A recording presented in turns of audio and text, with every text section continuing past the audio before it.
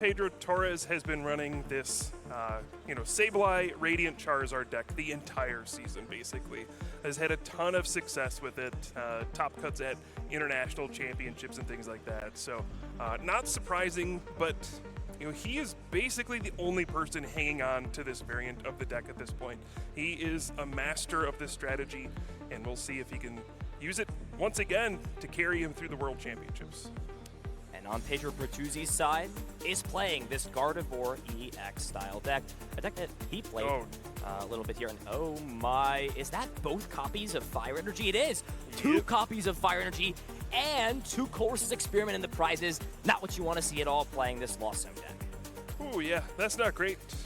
This deck does not play a lot of energy cards. This is actually half of Pedro's energy in his prize cards.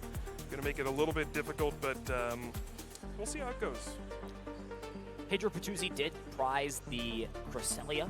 That is a useful card at healing some of the damage off of those Pokemon. It's in the deck mainly for this Lost Zone deck, negates some of Sableye's math setting up. It's also, of course, can take a hit from something like Cramorant. It's got a lot of versatile usage for sure. Looks like we're ready to get things kicked off. Round number 2, day 2. See who will be starting the action. It looks like it will be Pedro. And I already see a... Yes, Ethan, Pedro is starting the game. They made things as difficult as possible for us to get into this.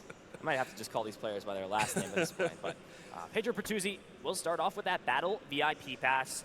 This list is playing a few interesting cards. We saw Henry Brand play this at his regional winning list, playing that copy of Choice Belt. However, sort of acts like a worse card in this deck because it's not really going to have much of a usage against this Lost Zone single prize deck. Probably not, yeah. Interesting inclusions on both sides. I think once we get to see more of Pedro Torres' deck, we'll see some of the interesting tech cards that'll come out. One that stands out to me in Pedro Pertusi's deck, it's mostly a standard Gardevoir deck, I would say, but there is one copy of the Gallade, which could be useful in this matchup. Go search up a supporter card. That's one we don't see super often. Great at confirming some of those one-of supporter cards. You can grab something like the Penny out of your deck, which is very good in this matchup as well. Yep. Healing and picking up a Pokemon, especially when your opponent's trying to set math up. You can always use something like Zacian. If it takes a hit from something like a Cramorant Spit innocently, you can pretty much negate a turn on your opponent's side. Heal all of that damage off, bench it back. You can even keep the energy in your hand to concealed cards away. Lots of great usage. That's a card that Pedro Pertusi will definitely be looking to utilize in this matchup. Yeah, so this is an interesting matchup.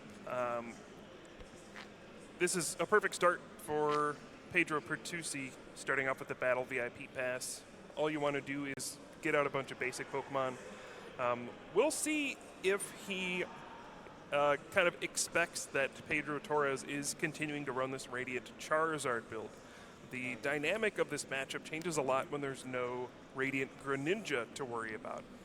That forces you to play down Manaphy, which introduces almost like a sub-game where Sableye's going after the Manaphy. You need to keep bringing it back so that Radiant Greninja can't use Moonlight Shuriken and things like that. But with no threat of Radiant Greninja, you don't have to use a bench space on Manaphy, which does open you up to use things like Mew, which normally could be a liability in this matchup, just taking up a bench space. I have to wonder if there's sort of that mind game in Pedro Pertusi's eyes of knowing that Pedro Torres plays this Lost Charizard deck a lot, and we see no Manaphy come down turn 1. It is possible for the Kyogre or the Greninja Lost Zone decks to hit that turn 1 Moonlight Shuriken, but it won't be an issue in this matchup specifically. Pedro playing Fog Crystal, card we don't see a lot of the time in this Lost Zone deck, but when you're playing a sort of heavier emphasis on the Sableye aspect, it's a great card. You grab Sableye and Comfey out of the deck as well as those Psychic Energy, and Pedro very quickly finding out that lots of those energy cards are going to be unavailable for the time being. Yeah, Fog Crystal is interesting in this deck in particular because you're not playing Mirage Gate. That is a typical way for you to search specific kinds of energy out of your deck in these Lost Zone decks, but because you have no need for Mirage Gate in this deck, you do want some way to search for basic Psychic Energy sometimes. So Fog Crystal doubles as a way to search for Comfey or Sableye, but also finds you Psychic Energy when you need it. So interesting deck building choices here. Shows you kind of the difference between this version of a Lost Zone deck and, honestly, even like the Giratina and the Turbo Lost Box decks have very similar builds. This one is very different. So the selection will be the Comfey. Makes sense. You want to get down as much flower selecting potential as possible. Now, with 2 Colress being in the prize cards, I wouldn't be surprised if there's none to work with. Speaking of which, actually, the opposite is true. One of those last 2 Colress in the deck in hand for Pedro to start things out. So those top 13 cards in the deck, 3 of those were Colress, 2 unavailable, and hey. Wow, look at this hand. But this is actually a pretty tough choice. Hawlucha is a very good card in this matchup for a plethora of reasons. Yeah, Hawlucha makes the math very good on, doing things like Lost Mine and knocking out multiple Ralts at once. I don't know how useful it'll be at this point. When you're going second, it's a little tougher to use Hawlucha, so we may actually see it go to the Lost Zone here. Fog Crystal going to be one of the choices, and seems like Pedro's obviously going to keep 1 Battle VIP pass, but yeah, throws away the Hawlucha. Pedro at one point played 3 Klar in this deck, but now opting to play a copy of the Super Rod to sort of give 3 ways to recover Sableye. And I mean, besides that, this is exactly what you want.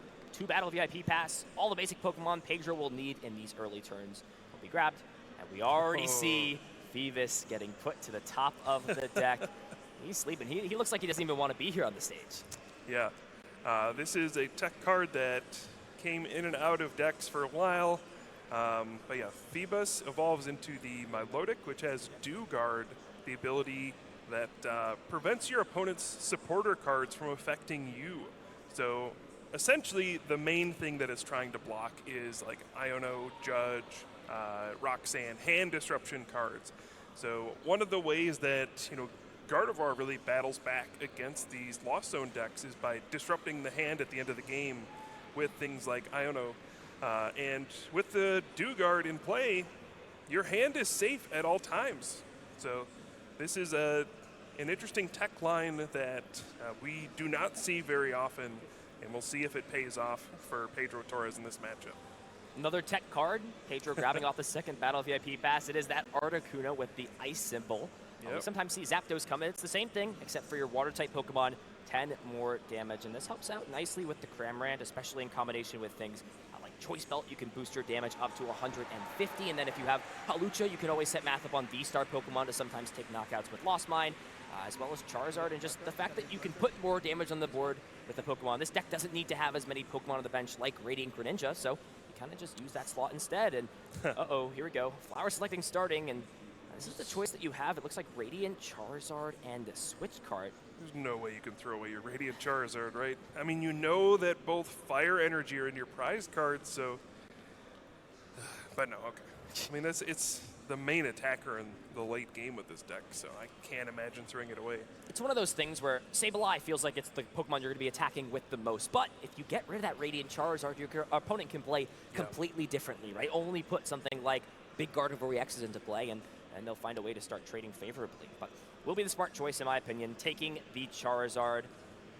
We'll also see the first flower selecting be used, and are we just going into Cramorant here? What's happening?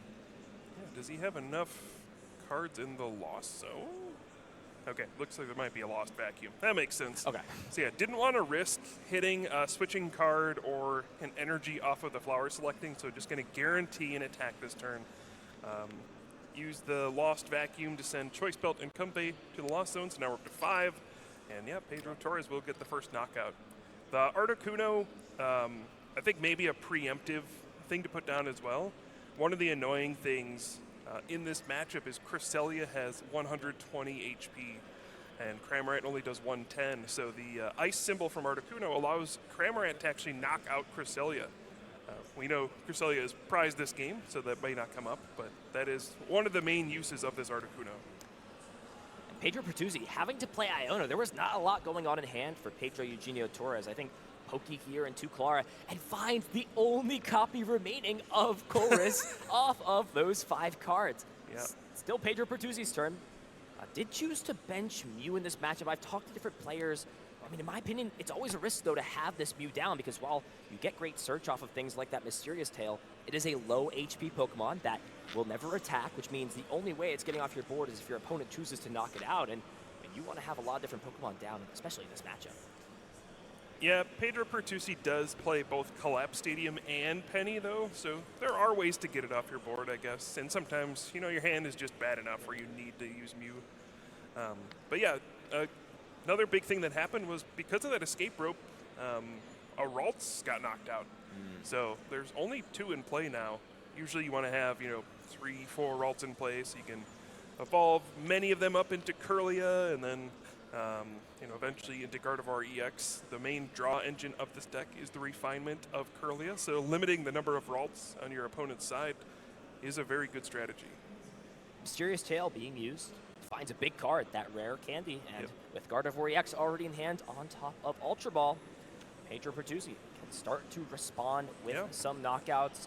Did, of course, play the Iono as well, so a little bit of hand disruption, a little bit of draw. And looks like deciding whether or not to grab the Zacian V. Now, this is a route you can take early on in the game where you can actually attack with it on turn 2 if you don't have Gardevoir EX in play. You can attach to it, use Roar of the Sword, and then the following turn go for that. And we are actually going to see that get benched down. How do you feel about that in this matchup with it having no energy on it right now at this point? Well, looks like he's playing it down to use the Forest Seal Stone. Yeah, again, knowing that you have Collapse Stadium and Penny in your deck, you can afford maybe early on to use some of these riskier Pokemon to attack with, because later on you can just discard them or put them back into your hand. So I don't mind it. I also don't mind just attacking with Gardevoir here. It seems like there's very little risk of attacking with Gardevoir EX. But, wow. Double rare candy turn 2? That's the crazy. Glade. Can use that Buddy Catch ability. Find any supporter, and I think there's no other cards in the hand, so... What an insane just start. Prep a supporter card. There is sort of a weird interaction here where if you do grab Iono and you want to play the next card that you get, you actually can't play Iono if neither player shuffles cards to the bottom of their deck, so it is something to note at this point, but I guess you are having to bank off your opponent, find something like the Melodic next turn, and it is actually going to be that Worker. Yep. Interesting choice. I mean, I feel like there's better cards that you want just to draw more cards. You don't really have any of the consistency of refinement right now, since, of course, your only 2 Pokemon in play are that Gardevoir and Gallade. And wow, we're actually going to see the Zacian come in and attack, having to also put 2 damage counters on that Mew. Usually it's not a big deal in other matchups, but in this one, having the damage counters on means that it's essentially a free knockout at any point during the game. Yep, but, I mean, this is what you're hoping for with Gardevoir, right? You get turn 2 Gardevoir EX, you attack right back. I mean, that's a great start. No Curlia to fall back on, but you do have the Buddy Catch from Gallade to just go search for supporter cards every turn, so that's probably going to be enough to keep you going. And because of how these Lost Zone decks work, they don't do a lot of direct damage early on in the game, so this Zacian V probably isn't going to be knocked out. So you also have time to draw into other things. Very true. Again, it's important to remote. We keep stressing it, that Penny and Collapse Stadium going to be key cards. We might have also found the Cresselia off of the prize cards, so that is also a way that if the Zacian slowly takes damage, you can slowly heal it over time with something like the Moon Glow Reverse. Yeah, here I'm curious to see how far Pedro Torres is going to push. You can get to 10 in the Lost Zone this turn. It's going to mean you use 3 Comfey. But if you do, you can start using Sableye Lost Mine and start to spread damage everywhere. So we'll see if that's what he wants to go for, because otherwise, the only other attack he could even pull off this turn would be with a Cramorant. So you got to think that Lost Mine is on the mind for Pedro Torres. Hard to say. A little bit of a tongue twister there. And already presented with his first tough choice. Do you keep this Cramorant, give yourself the guaranteed damage, or do you push and risk it? And I think this is a solid option. You can set the Zacian up in range to be knocked out the following turn. You can also start to put pressure on some of those low HP Pokemon. And it will just be the Nest Ball. And finding this third Comfey, 3 Flower Selectings, will get Pedro Eugenio Torres to that magic number 10. As long as there's enough switching cards, I think 2 Psychic Energy are in the hand as it stands, so that's piece number 1. Just needs to also find the Sableye and some ways to pivot out with Flower Selecting. That's what you're going to need to get yourself to Lost Mine this turn. Yeah, I'm trying to figure out what kind of the game plan will be for Pedro Torres at this point. I wonder if there's merit to just trying to take prize cards quickly so that you can start to get one of those fire energy out of your prize cards so that you can have an option to use Radiant Charizard later in the game.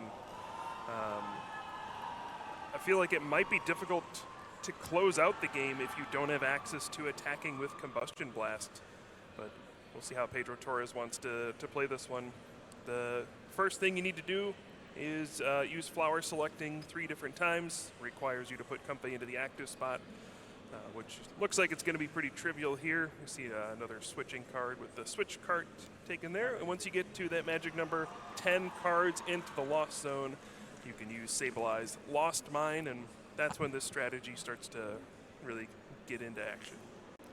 One away, and with that switch card and one more switching card in the hand, that will be enough. I'm actually not sure if there is. Okay, so there is the escape rope. The escape rope and the new Pokegear 3.0 art are, I think, the same background color around the object. So, I mean, if you're Pedro Pertusi here, what Pokemon do you want to give Pedro the opportunity to have? Or, I mean, does it really even matter? If your opponent's pretty much projecting Sableye, it feels like you just bring up the Mew. It's just a free ability to use Mysterious Tail. However, if you don't have the manual attachment, you are going to have to put more damage counters on it. That seems like the only downside, though. Yeah, I mean, you have to wonder, is your opponent just going to knock out your Mew anyway, though?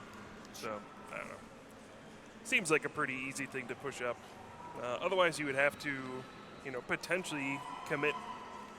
Like, if you're going to put up the Gallade, you have to potentially commit energy to that, which puts more damage on that. So, yeah. May as well just throw the Mew up there. If it gets knocked out, you're happy with that. If it doesn't, then you get to use Mysterious Tail. So Pedro Eugenio Torres has done it. 10 cards in the Lost Zone. Lost Mine is online. I think it's an excellent start. Turn 2, 10 cards in the Lost Zone. Couldn't have drawn it up any better, Kyle. Lost Mine available. Now where will these 10 damage counters go? A Mew is one of those things, again, where if you keep it on the board, you do deny more Pokemon from coming down. Radiant Greninja is not providing any attacking threat. It's just there to draw cards. The Mew isn't providing attacking threat. The Gallade's okay. I mean, it can deal 160 damage, so it can knock out Radiant Charizard, but it's also not really doing much besides the supporters. But at the same time, you don't really want to spread damage around because that feeds right into Cresselia. So how do you go about placing these damage counters? Will he just take the prizes on the Mew? I think especially with how bad his prizes are, I like just trying to dig in there maybe and grab some of those pieces out, like the Fire Energy and the Colress. Yeah, you really don't want to leave damage hanging around because of Cresselia. So you really want to be putting them on things in chunks a lot of the time. Now, Pedro Torres might have seen how that last turn played out and noticed, oh, you didn't get Cresselia, so might be assuming it's prized. But as we saw, Pedro Pertusi did get it off of his first knockout. So, I don't know. We'll see how Pedro Torres wants to go about this. The one thing you try not to do is, like, put 2 damage counters on a bunch of things, because then it all just gets moved back to you. 1 is fine. That usually doesn't impact any sort of knockouts that happen, but yeah, this is the complicated stuff, and Pedro Torres has played this deck the entire season, so I'm going to assume he knows exactly what he's doing. Mew will be knocked out. Pedro responding back. Still no fire energy. No fire energy, but did find the Colress's experiment off the prizes. So. Yeah, the other thing is, like, sometimes you would load a bunch of damage onto, like, Zacian V and just be like, okay, I'm going to knock this out eventually. But with the threat of Penny or Collapse Stadium, you also don't want to waste damage that way by putting it all onto a single Pokemon. So it's a tricky balance trying to, like, not waste your damage from Lost Mine. Try to do it in a way that no matter what your opponent does, you are getting some benefit from the damage you just placed. And I think this is smart what Pedro Eugenio did here. He put 1 damage counter on the Greninja, meaning that if Collapse Stadium doesn't come down, that can knock it out, and putting 4 damage counters on the Gallade. So pretty much saying, hey, you can have Collapse Stadium to get rid of one of these 2 Pokemon, but I'm going to pretty much guarantee myself prize cards next turn if I can find a way to Sableye Lost Mine again. Buddy Catch, finding Iono. So and the Cresselia. We'll shuffle things down, and of course, Cresselia being benched off the prize cards. And since there's damage already on the Zacian, doesn't even need to use Psychic Embrace to load damage up. Just has to put the 1 damage counter on the 2 damage counters on the Cresselia, and you can either knock out the Comfey, or you can put 2 more damage counters on another Psychic Pokemon, and that will get you to the number that you need. Yeah, I wonder if there's ever a world where you go for Phoebus here and just deny the Dugard, and then late game, you know that you can keep spamming the INO and hand disruption cards. Or if you just, knock out the Sableye here. Looks like Sableye is going to be the option. That makes sense as well. Force your opponent to keep getting back Sableye, otherwise they're not going to be able to do any big attacks. So, but yeah, this is one of the annoying cards to play against when you're playing these Sableye decks. The Moon Glow Reverse, you flip the damage back to your opponent's Pokemon, and it's basically like Pedro Pertusi healed a bunch of damage off of his Pokemon. I mean, I think 50 damage just got healed just from that, so almost half the Lost Mine, pretty much getting no value on Pedro's side. It's all gone. I mean, the Greninja no longer in range. It feels like that 10 damage, if he was going to Cresselia, just kind of felt like it wasn't really going anywhere. And I mean, it feels like at some point you've got to kind of force your opponent to Penny, because, I mean, if your opponent's playing Penny, they're also not playing a hand disruption card, so you're going to have a lot better of a chance. As soon Heavy Ball, Pedro will get the clarified good news. He can see his prizes with his own eyes. See, yeah, okay, both my Fire Energy are there. Charizard, yep. You got to sort of stay in the cave for now. We can't bring you out yet. I want to see where these go, though, because if the Fire Energy are like the top two, okay. It's a split. It was almost the same as it was before. The way he's taking prize cards, it's going to mean he's going to need to take 2 more before he gets into that Fire Energy, which honestly can be perfect timing. Once your opponent goes down to 2 prize cards, that's when Radiant Charizard really can burst into action. This hand is not looking great. There's no Colress's Experiment. Oh, not much else going on. And perfect. Look at that, though. Finds the Clara. But I don't actually think there's a pivoting card in this hand. Yeah, no, just Super Rod, Roxanne. I think this Comfey is going to be stuck in the active spot at the end of this turn. Yeah, that's pretty bad. I mean, if you're not dealing damage in the Pokemon TCG and you're not Sandra Wojcik, what are you doing? Yeah, I mean, I don't know if you can afford to miss an attack this turn. I think he might need to throw the Clara into the Lost Zone and just hope the Pokegear. Nope, looks like he's going to just hold on to it. I think the problem is the only Colress in the deck is on the bottom of the deck since it was Iono the previous turn, so Pokegear wouldn't be able to find the Colress. There's too many cards in the deck. Yeah, this is just going to be an ugly turn then. So, we'll still try to make the most of it. Clara being played, bringing back Cramorant, Sableye, and a Psychic Energy. The question is, do you even bench any of these? Because if your opponent just uses more Psychic Embrace abilities, they're just going to knock out whatever you put onto your bench. Yeah, it's awkward, though, because if you don't, then your opponent is just going to play an Iono. They have Gallade, they can just search for it. So, yeah, just throwing down the Cramorant, saying go. And that is the first time that Pedro Torres has really missed a beat in this game. And I don't... At this point, it feels really bad. Maybe with Radiant Charizard, you can storm back in the late game and make a big comeback, but this one feels tough. One beat miss is all it takes. This matchup is back and forth. Healing damage off. All things to consider. They top deck Iono for turn, so can even place something like the Iono and then Buddy Catch to end the turn to guarantee a supporter, giving yourself guaranteed options to end things out. Radiant Greninja is essentially acting like a refinement every turn. It's not the liability of having that low HP Pokemon in play, and it's doing exactly that. Look at that. Pal Pad can even bring back 2 of those Iono to give even more constant disruption. And Penny has still also not been played here for Pedro, as well as that Collapse Stadium. So many ways to disrupt, heal, and Pedro will be taking the prize lead, which is usually not something the Gardevoir deck does in this matchup. Yeah, and we're really deep into this game as well. About 27 minutes left on the clock, so this is a game that's taken quite a long time. Feels like if you're going to win the match, you probably need to win this game. So there's a lot on the line here. Pedro will draw 4, and that actually applies to both of them. So listen, I did it right here from not saying anything. Looks like it will be a Buddy Catch used. So can grab one of those Iono, put back into the deck off the Pal Pad. I mean, Pedro Pertusi has done everything he's wanted to. He's essentially been given a bonus turn to take extra prize cards. All that needs to be done is a single Psychic Embrace onto this Cresselia, and because these Comfey have 70 HP, you can move 10 off the Gardevoir EX, 20 off the Gallade, 20 off the Zacian, and 20 off the Active. Or even just do this. Just take a knockout on the Phoebus. I mean, just take that option off. How do you think that's better than taking a knockout on the Comfey? Oh, he just drew the Milotic too. Well, there's really nothing else that makes sense to knock out. Your opponent already has 3 Comfey in play. It's not like knocking out one of those really does anything, so you may as well take out the Phoebus and prevent your opponent from blocking your future Iono. Makes sense. You can still heal off all that damage. Doesn't matter if it has 30 HP, it will still go down. And yeah, this ice symbol actually will come in pretty clutch here. With this jet energy coming down, no way to attack with Sableye, but that Spit Innocently will be dealing 120 damage. Pokegear hitting the Lost Zone. Yeah, and I wonder if this is going to be the turn. Obviously, Pedro Torres is going to get a knockout. He's going to play down the Radiant Charizard, but this may be a turn where, when he takes his prize card and if he doesn't get a Fire Energy, he may concede the game. It feels like your route to victory at this point is getting a knockout, then on the next turn attacking with Charizard, and then finding a way to knock out that Zacian V with Radiant Charizard. So big prize card here for Pedro Torres. And no! Both Fire Energy still in the prize cards. He could still piece together a way to win, but it's going to make it a lot tougher. We're so deep in this game. Yeah, Lost Mine won't even take prize cards next turn since Hawlucha is no longer in the deck or available. And yeah, Gardevoir EX can come up with a single Psychic Energy on it. It can start using Miracle Force with essentially 290 HP remaining.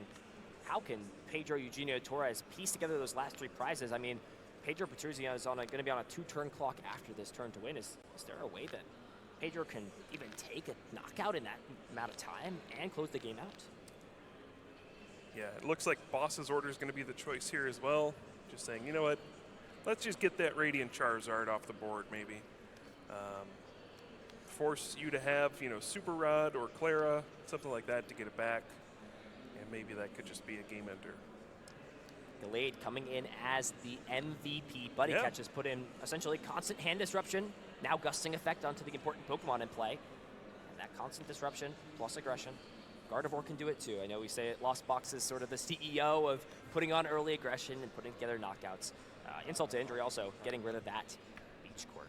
Boss's Order is bringing up Radiant Charizard, and I mean, we're so deep into this game now. Do you ever try to finish it out with Pedro? Or, I mean, at this point, it feels like if Pedro wins this game, Pedro Eugenio Torres wins this game, it's probably just going to be a tie between both players. I don't see 3 games ever finishing if we're just going to continue at this pace.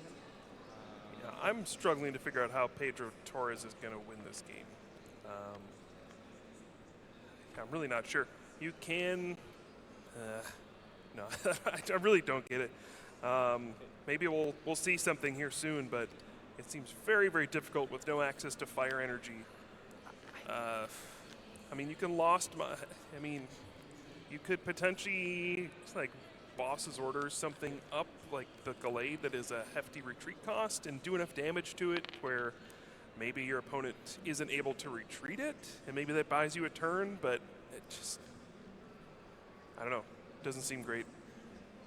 I guess, yeah, if you Lost Mine and put enough damage counters on the Gallade, you can then Boss's Orders it up, and then if it can't Psychic Embrace onto it, I guess that's your only option to potentially get around it, but that pretty much seems like it's it. I don't know what else can be done here. Yep, and that's going to be game number 1 for Pedro Pertusi. The turn 2 Gardevoir EX plus Gallade is enough to take down game number 1.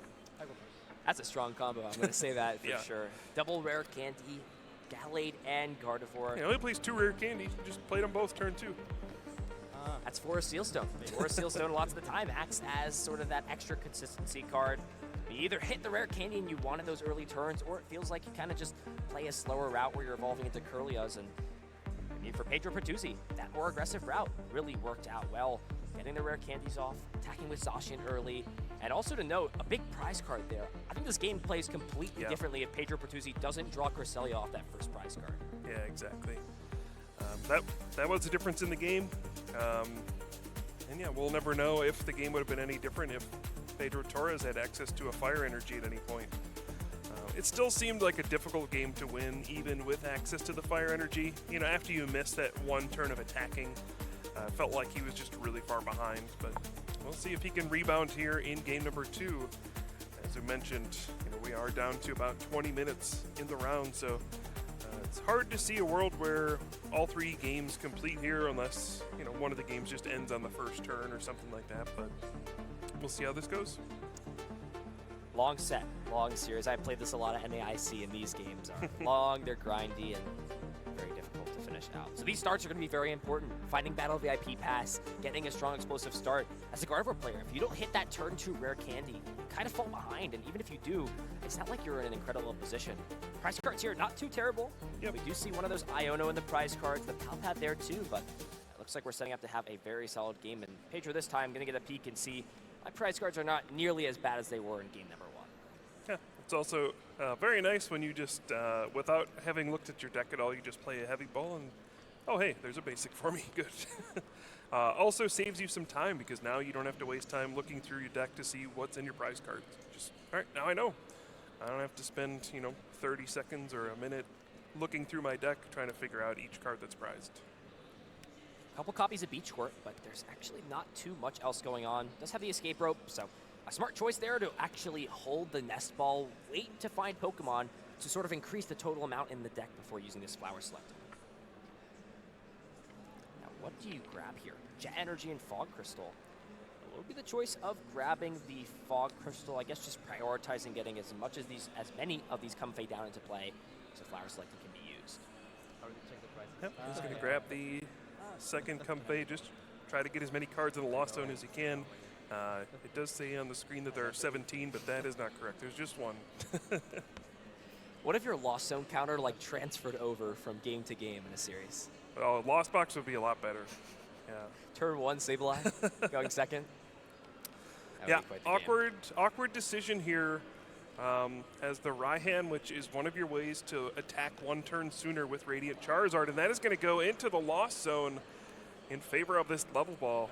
Unable to find Battle VIP Pass, but has a string of Fog Crystal, Level Ball, Nest Ball, and actually prioritizing the Phoebus here. Very interesting.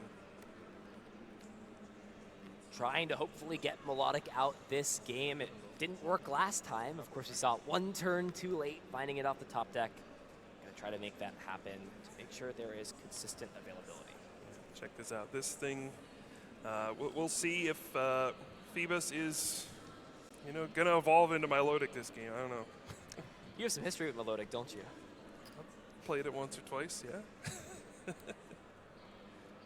All right, well, Battle VIP Pass once again for Pedro Pertusi. Another picture perfect. Turn 1, being able to search out 2 basic Pokemon. This is all you're really asking for. When you draw this, we've seen this enough. When you draw this in your opening hand, the game tends to go a lot better for you. Exactly what you want to see. See what the choices are. It does have a plethora of Pokemon to choose from. The Mew out worked very well last game, so I wouldn't be too surprised to see Mew as the selection yet again. He's also playing that Luminion V, so there are 2 cards in Pedro Pertusi's list that can search out these supporter cards from the deck. Yep, gotta imagine you see a couple Ralts come down, or Radiant Greninja if you have an energy in hand. So you can start using that excellent ability, Concealed Cards, discard an energy from your hand to draw 2 cards.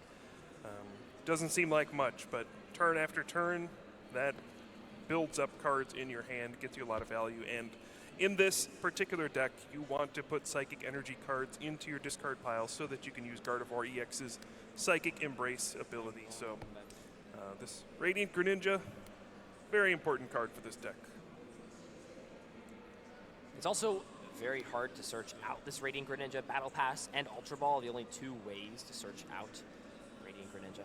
Will also be, look at that, 4 searching cards in this hand. Battle VIP Pass, Level Ball, and the Fog Crystal. So this bench will get filled up pretty quickly, and it looks like there's no need for Mew at this point. I mean, usually you're using this to find things like Battle VIP Pass, but that's not even needed to be an option. So just going to settle for having all 4 Ralts down into play, shuffling the deck up, and is there something like a supporter card to go along with this? There is a Luminion, but actually no. Professor's Research does have to get rid of that Collapse Stadium. We've talked about how that's good at healing things off, but it seems like it's worth the price for seeing 7 fresh new cards this turn.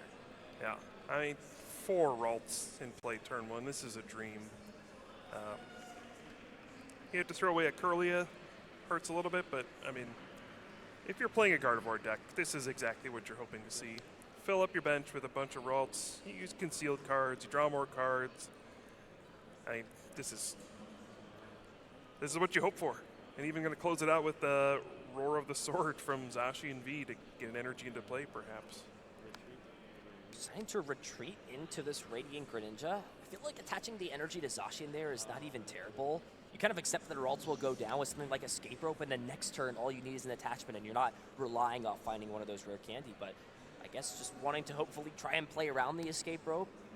I mean, you have so much more value. If Escape Rope gets played, it's like the attachment pretty much just did nothing but discarded the energy instead. Yeah, but that's fine too. You want to get energy in the discard pile, so it probably doesn't matter that much. Well, that will be Pedro Pertusi's turn. Pedro Eugenio Torres starting it out with a flower selecting. Drapion getting swept away to the lost zone and really looking for Colress. Speaking of which, there it is. So, Pedro Eugenio Torres kicking things off. Already at 2 cards in the lost zone. I believe that will now be 3 since there was a 1 flower selecting used last turn and 2 flower selectings used thus far, unless that marker is not used there. Yep, Colress's Experiment, very important card. This is going to kick things off. Interestingly enough, Pedro Torres would have gotten enough into the lost zone to use Cramorant's attack this turn no matter what, but this helps you accelerate and make sure that you can potentially get Disable-Eye on the next turn. With enough cards in the lost zone, Cramorant will come up into the active, ready to attack the Radiant Greninja. It's not enough, 10 damage remaining. That Beach Court will also allow the Radiant Greninja now to retreat for free into any Pokemon that Pedro Pertusi so chooses to. An interesting choice to bench Disable-Eye. I feel like there's maybe a way to get down Cresselia this turn, which, I mean, with Penny, there is that potential. But maybe sensing that there's very little opportunity for that to happen and saying, if I get Iona, I just want to have this Pokemon into play and hopefully try and Lost Zone the following turn. Yeah, I think there's 6 in the Lost Zone, right? You used 2 Comfey both turns and then 2 from the Colress's Experiment. Was there 1 or 2 last turn? I think there was either 1 or 2, but hopefully we'll get confirmation on how many cards are available in the Lost Zone. We definitely saw 4 hit the Lost Zone, so it's either 5 or 6. Yeah. And either way, enough for lost provisions. Action back on Pedro Pertusi's side. Yeah, we'll see Ultra Ball played. We'll see if we get another turn 2 double stage 2. Great way to start it off, though, is that refinement. Haven't seen it so far yet in this series. That game 1 played out, I'd say, too picture perfect for Pedro Pertusi. Didn't even need to rely on the Curlia to get things going. We'll actually see 2 of these evolved already, and Iono getting played. So Pedro Eugenio Torres and Pedro Pertusi both shuffling their hands, putting it onto the bottom of their deck. The level ball as well. Just trying to grab these pieces out if need be. I think we'll just see this Curlia put into the hand. There's no need to evolve it just yet, just in case you get another stellar start like you did game 1 with Double Rare Candy, Gallade, and Gardevoir. Yep. Yikes. 3 Curlia on turn 2. Also a very good start. Pedro Pertusi's just going to be drawing so many cards here. It feels like you're playing like really old formats when you get to this point. Of course, you can even think back to like the Zoroark GX days of trade, especially when you had the execute propagation trade. Your hand would get up to gigantic sizes, and look at that. There's probably like 12 cards in Pedro Pertusi's hand. Does have the rare candy and the Gardevoir again on turn number 2. So looks like content with just evolving all these Curlia up, understanding, look, there's a chance you hit Sableye, but there's also a chance that you miss, and I'm just going to get all access to that rare candy Gardevoir EX 2 games in a row. I mean, you love to see it in testing, but there's no other stage you want to see it than here at the World Championships in round number 2. Yep. Going to see the Beach Court allowing that Radiant Greninja to retreat at no cost. And here comes Zacian V once again. I mean, this is just, how do you beat this? Your opponent has 3 Curlia plus a Gardevoir EX on turn 2, and they're attacking you. Normally, you're supposed to be able to battle with this deck by being able to disrupt things, maybe knock out a Curlia, knock your opponent off their game a little bit, but when this happens, it just feels like Gardevoir is almost unbeatable. Not much that you can do at all. And Pedro is going to try to battle back. Pedro Torres playing Colress's Experiment, up to 8 cards in the Lost Zone, and should be able to see a Lost Mine. And here's where the discussion comes in. I mean, there's 2 easy prize cards on the board right now. Can use Lost Mine, 8 damage counters on the Curlia, and then put 1 remaining damage counter on the Greninja. But, I mean, at that point, how do you keep yourself in the prize lead? Start with the Escape Rope. Pretty easy choice there with the Beach Court in play, bringing up this Radiant Greninja. And as long as there's a Psychic Energy, Sableye will be able to use Lost Mine, and we already see it in the hand for sure. Yes. We see another Sableye go onto the bench as well, prepping for the following turn in case there's any sort of hand disruption. And yeah, Lost Mine, I have to imagine you just take the knockout and then knock out a Curlia and then I don't know, put the other damage on the Zacian V or something like that. You could also, put it on like another Curlia in case your opponent doesn't have Cresselia. That sets up a potential play for you to get a knockout there. But yeah, 2 prize cards taken for Pedro Torres. Not a bad start at all, but are you going to be able to fight through what's about to be a lot of high HP Pokemon, a lot of card drawing, and basically whatever Pedro Pertusi wants, because he's drawn through most of his deck at this point. Does also have that copy of the Shining Arcana Gardevoir that can also provide consistent draw, and I believe we saw Gallade in the hand already, so can use Refinement first, get the ability to draw some cards, and then evolve it and use Buddy Catch, so getting access to 2 powerful support abilities on each turn, or just on the turn that they're evolved. Let's see, looks like 3 Pokemon going to get shuffled back in with Super Rod. You never know if your opponent plays Echoing Horn, so sometimes it's good to just throw a Pokemon like Mew back into your deck. It's got low HP. Could be a liability later on in the game. Playing around any way to lose your lose conditions, always a skill that these high-level Pokemon TCG players are taking. We usually see Fog Crystal get played to grab the energy to discard, but looks like valuing just having those around for later on, just to have consistent manual attachments to not put more damage onto the board, perhaps. Does draw into that Radiant Greninja that was put back with the Super Rod. Will we see that get benched down again? And we're just seeing Fog Crystals hit the discard piles, saying, I don't need Psychic Energy. I'm more than set up and ahead in this game. Yeah, an interesting decision now for Pedro Pertusi. One of the things I always struggle with in this matchup is knowing how many more Pokemon you can play onto your bench without it coming back to haunt you later. This is an opportunity where it seems, oh wow, just going to evolve to a second Gardevoir EX. This is what seems like a decent opportunity for Cresselia, and that is what's going to happen here. But, Cresselia is a Pokemon that is easily knocked out, either by Cramorant or Sableye, so it is one more prize card you give to your opponent. It's just kind of weighing, can I afford to give up one more easy prize card? And I think in this situation, the answer is yes. There's just so many high HP Pokemon on the board now, you don't have to worry about giving up this one easy knockout, but that is something you need to keep in mind when playing this matchup. Sometimes playing down Cresselia at the wrong time or playing down one more Pokemon that you shouldn't have can end up losing you the game against these Sableye decks. Cresselia will come into the active spot. Does only need to use 2 Psychic Embrace abilities, since there is already damage on both the Gardevoir EX and the Zacian, so this will not only take the knockout, but heal some damage off as well. Yeah, it looks like it's going to go after the active Sableye here. I was wondering if we would see the Phoebus knocked out again, but no. Sableye is going to be the choice, going to force Pedro Torres to find another Psychic Energy.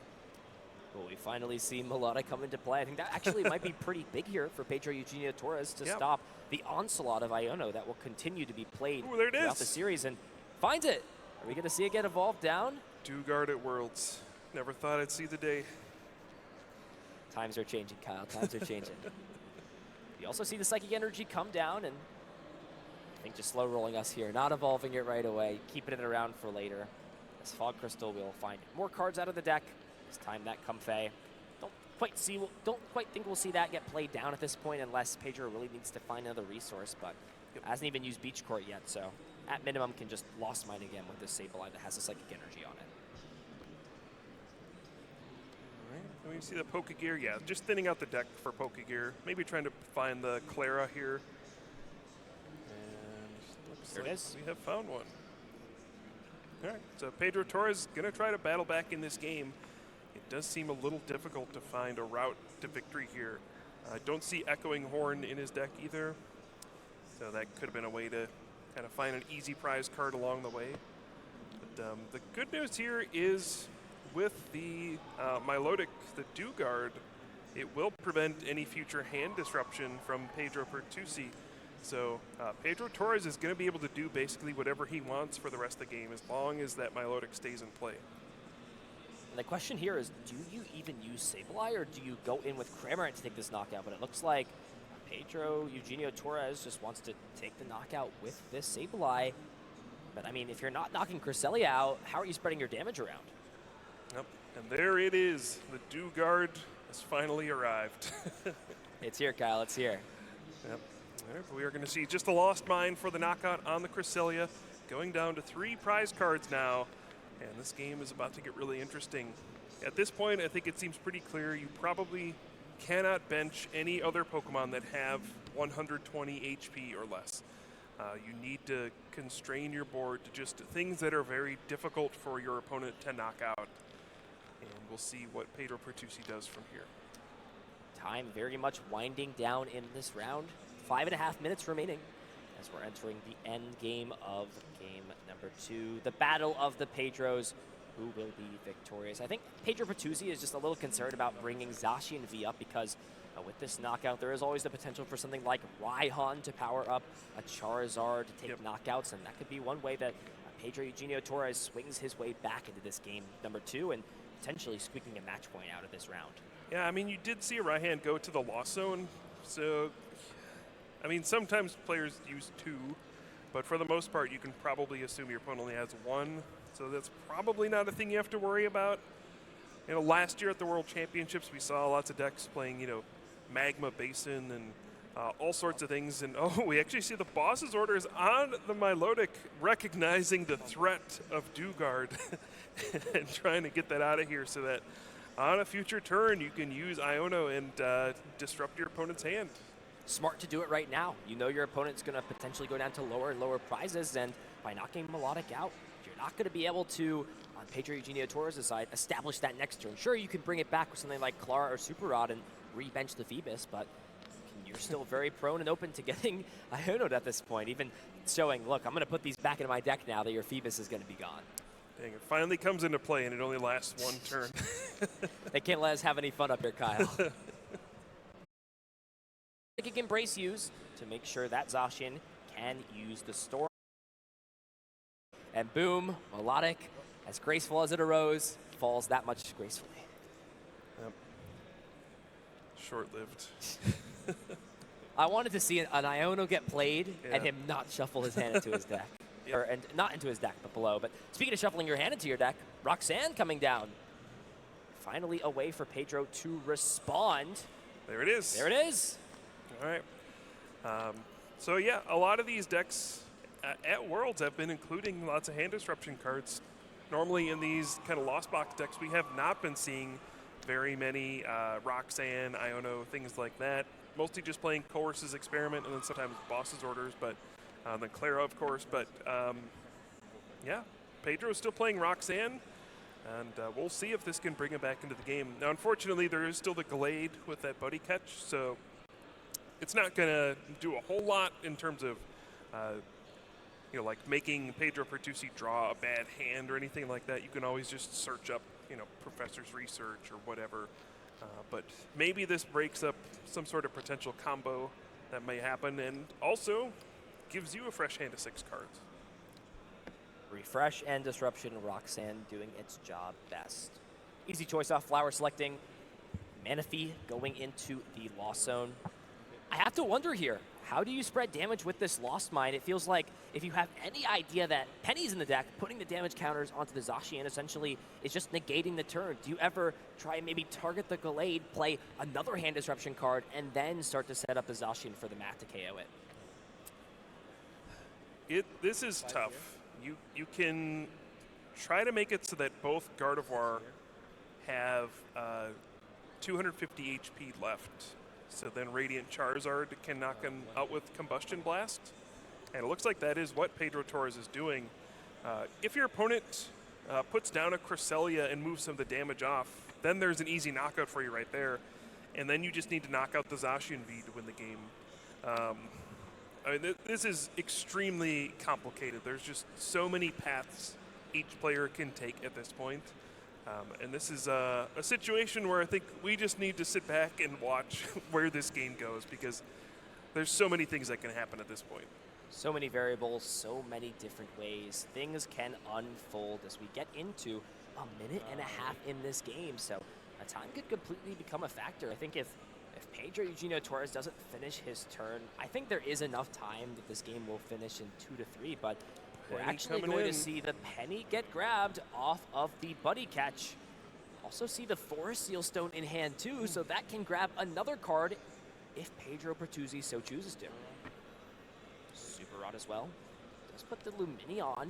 I mean, Luminion is not a great Pokemon to have down in this matchup, but if you do find it on the last turn of the game, it can give you that last crucial supporter card you need to either dig through your deck, gust up a Pokemon, or heal something off. Yeah, this is an excellent play. So you can Forest Sealstone for the Cresselia you just put in. If you penny, you pick up your only real liability in Zacian V, because when you use Moonglow Reverse, you'll then put the Gardevoir EX back out of range for Radiant Charizard's Combustion Blast. So this feels like it's kind of closing the door on this game. Pedro Pertusi playing very well. You can see why he is the #1 ranked player in Latin America. It's been a masterclass, and you know, it doesn't hurt when you have perfect setups. Turn 2 both games, but you do need to still close the games out. There's still plenty of opportunities for you to screw up a start like that, and he has taken full advantage of everything this game.